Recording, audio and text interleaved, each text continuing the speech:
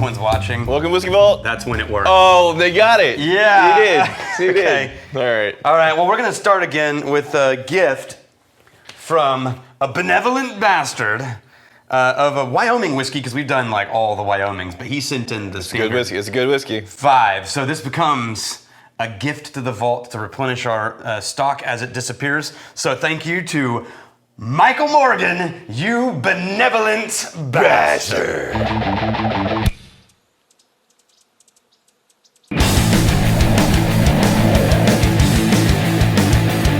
And now we drink a gift from magnificent bastard Kelly Wilkins. Kelly Wilkins, you magnificent bastard.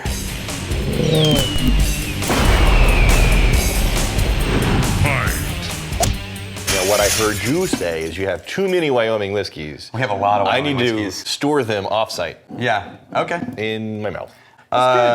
Just before, you know what? Before we forget. Because I said it right there. That's the Rex spot. We're gonna just that whole section. No, that one little that circle. whole section Inside on the ground. this Basically, if loop. it touches the ground, it's fine. It's like the Flores lava. There's the Flores Rex. about 200 on the ground right now. Yeah. On the road. This is port cask finished Virginia. Port. I love me some Whiskey. port cask. Virginia Distillery Co. Okay. This is a blend of Scotch that they sourced in and their own malt.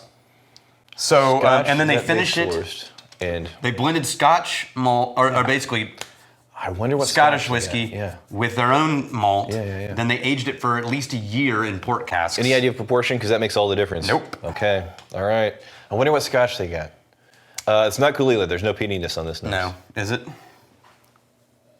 Well, hold on. Oh, What is- no, what is- it's there's- definitely not No, it's not Kalila. Kalila, but there's something. There's Speyside Musty. There's that butterscotch combined with grain. Yeah, it's like almost a damp morning, earthy.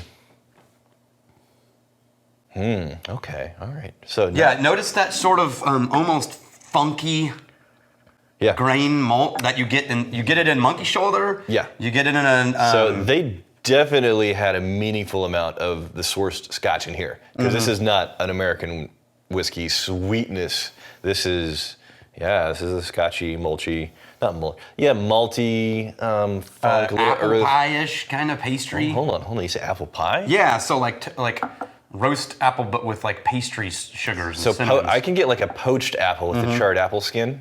Or maybe those like microwavable apple pie sleeve pockets. Yeah. Apple pockets. Hey, I made one of those like 3 days ago. And then you drop some Bluebell vanilla on there. Yeah.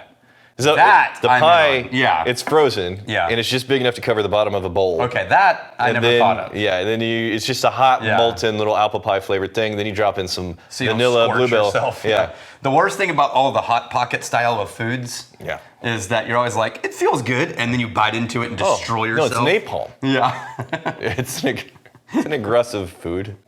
Okay, man, you got to be buckled up for that malty funk though. Yeah, I'm not getting a lot of what I would consider to be tawny port notes on the No, nose. which is kind of what I was looking for because I love me some port finish, but I'm on the nose at least not finding any of that. Let's see if it shows up on the palate. Oh, that inhaled too many vapors. Oh, there it is. Okay, almonds, candied almonds. I did not find that. Yeah, at the very end, there's this sweetness of candied or candied walnuts, maybe, Okay, so like that you would put on a salad. talking about the broad strokes for just a second. Everything that I was finding on the nose shows up on the taste at 60 to 70% Right. of what you would expect from the nose. It's there, it's just the volume cranks down on the taste, which probably comes down to a relatively low proof of, it's 46%. Wow, at the time of the recording, we just did a Compass box of 46. Yeah. So much more flavor coming out of the Compass box comparatively, but This has got some waxy tanginess at the end. Like if you spread it around, it gets kind of waxy and sour, or bitter is the wrong word. Tangy, maybe candied walnuts. it's not tart. No, because there's no sharpness to Yeah. it. It's flat in its delivery. That's weird. That's interesting. There's some type of char quality.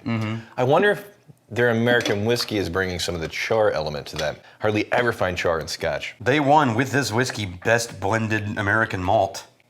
Wait a minute, but it's blended with Scotch.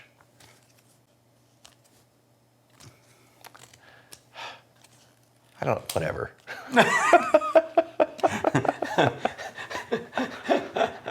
Well, I mean, honestly, I just put some of ours in that competition yesterday. The same There's one? no other.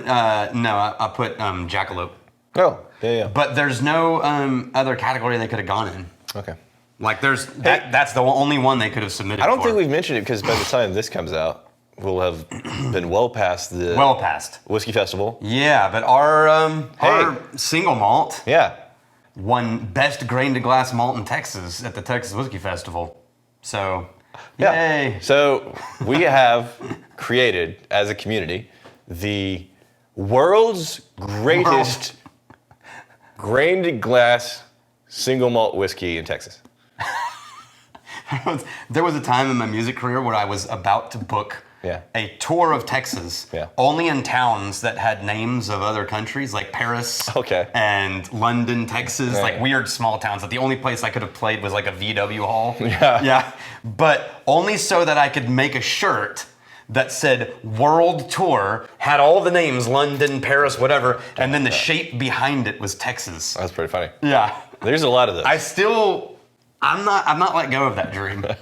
Someday I'm gonna do it, and it's gonna be at least a dozen random cities in Texas where maybe no one shows up, but it means I get to put it on the shirt. For those that are curious, the MBs voted on it's Maris Otter. Yeah, Maris Otter malt is 50% peated, and that was with an Irish peat. Yeah, Irish peat at Andalusia. We peated that at Andalusia. Andalusia peated that. Made on a 26-gallon still. Yeah, Deb just cranking for on like it. 3 or 4 months. Just drops at a time. To fill a barrel. And we filled a used Buffalo Trace barrel. Yeah. No, it turned out beautiful. The world's greatest grain to glass single malt whiskey in Texas. Yeah. I haven't talked to Ty yet, but I'll be seeing him tomorrow. Yeah. And we beat them by like 0.2 of a point. Oh yeah. No, it was very close. Andalusia. You know, which is hilarious. So when I see Ty, I'm gonna be like, "Hey man, what's up?" Because 0.2. If only he would have been a dick and not peated the Maris Otter, he would have won. Yeah, that's probably true. The work that he did on our whiskey with us is probably what took it over the top. But now I can go say Ty, I'm like, "Hey Ty, I am 0.2 better than you." Yeah. And the only reason is because you're too nice. Because you're nice. I'm struggling to fall in love with this. Why am I not falling in love? You say it's winning awards and all this other stuff. I think because we're underwhelmed. Okay. And maybe it was a bad idea to follow the compass box. But I think this is a perfectly respectable whiskey. Oh yeah, there's nothing wrong. And it tastes nice, but it's like, okay. Yeah. So, okay, here's what I would say. Yeah. If you had this in a lineup of like a budget Macallan, it would blow the doors or off a budget like Glenmorangie. No, hold on, that's interesting. See what I mean? Okay. It wouldn't hold its own. It would be like, that's maybe Balvenie 12. Yeah. Like any of the standard entry level single malts in Scotland would put this one in its place. Yeah, and then I'm also wary of like the American blended malt, but it's like obviously a large portion of Scotch. And well, we don't. I will say like in American malts. Oh, you know what? Finally going back. Hold on. There is a sweet, natural sweetness layer that's finally starting to show up on the nose. Maybe like a chocolate powder. Like a cocoa powder? Mm-hmm. Kind of dusty. Oh, cocoa powder, and then there's a little vanilla cream in there now? Yeah. You know what? This needed a minute to just get in your head. And relax. So I will say, in the category of American malts, I'm liking the nose even more. It's way more subtle and delicate than a lot of American malts. A lot of American malts tend to be kind of upfront and aggressive, and this has got calm softness. So sometimes people will be like, "Oh, guys, just talk about the whiskey." One of the reasons why we just kind of go on tangents is to give this a minute. Yeah. Because now, this is a very different experience. Yeah, because we're a first impressions channel. We're not like a deep dive. No, we're not spending days with a thing. But we do want it to give it an element to breathe, and maybe a few drops of water, and ideally the kind of attention that most people who are into whiskey would give it, something in their glass. They won't spend days analyzing it. This is batch 14, by the way.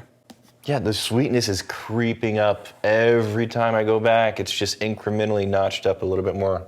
I'm still not getting a huge Tawny Port influence, but I feel like I would really need the AB before after to notice how it changed, because I'm sure it changed, but I'm not picking it up out of thin air in the way that they talk about it. Oh, a really nice fruitiness is creeping in.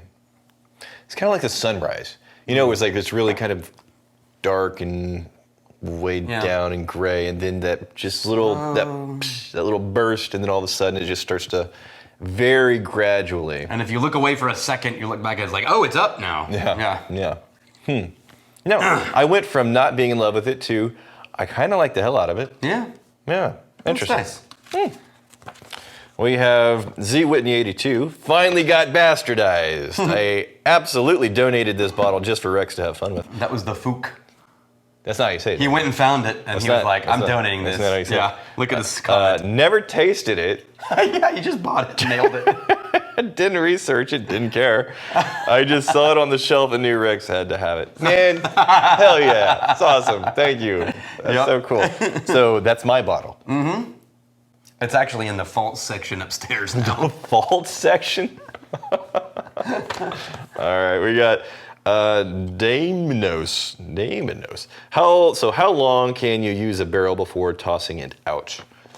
Definitely 2 times, possibly 3. Past 5, like that's not a thing. Yeah, I think the global answer is until it stops having an impact. Yeah. And that changes based on what you've done with the barrel. So like you could take a barrel, and if what you're looking for is tannins, you got maybe 2 times. If what you're looking for is impact of previous spirit plus tannins, you got maybe 3 or 4. If you take that barrel and then put beer in it and then bring it back, you can use it again. Yeah. If the wood integrity holds up. Right. Yeah. If what you're looking for is a wooden container to marry things that you've blended together, you can use it until it stops leaking or starts leaking. Yeah. If you're not looking for the wood to give you anything. Right. If it's just better than a plastic drum or a stainless steel tank. Also a consideration is time. Yeah. Most European countries that are using barrels, they're not doing new oak, but they also are putting it in there for a lot longer. Yeah, so, 10, 12. So most of the wood impact, that's gone now. Yeah. Whereas America, each time, it's maybe 6 to 10 years max. Okay. Man, I can't remember a whiskey that has grown on me this much during the shoot. Yeah. Let's start with, it was never bad. Let me put it that way, it was never bad. But now... It just got...